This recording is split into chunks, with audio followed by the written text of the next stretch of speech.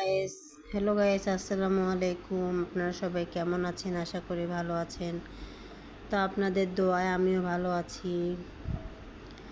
আজ ছুটির দিনে আমার হাজব্যান্ডের জন্য বিকেলে একটু নাস্তা বানালাম। আর অনেক দিন যেহেতু আমাদের নুডলস খাওয়া হয় না, তো ভাবলাম আজকে নুডলস রান্না করি। তো আসলে কাছের মানুষ বা প্রিয় মানুষকে খুশি করতে বেশি কিছু লাগে না, অল্প কিছুতেই খুশি করা যায়। আহামরি কিছু দিয়ে খুশি করার চেয়ে ছোট ছোট জিনিস দিয়ে আমরা আমাদের কাছের মানুষকে খুশি রাখতে পারি। তো আমি যেহেতু ব্যস্ত থাকার কারণে আপনাদের সাথে বড় কোনো ব্লগ বা ভিডিও ছাড়তে পারি না, শেয়ার করতে পারি না অবশ্য আপনাদের সাথে।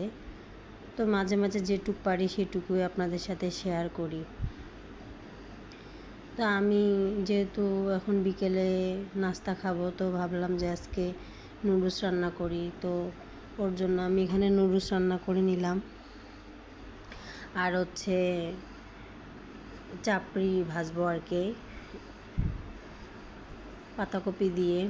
তো পাতাকপি দিয়ে আজকে আমি চাপড়ি ভাজবো। আসলে চাপড়িটা অনেক পছন্দ করে,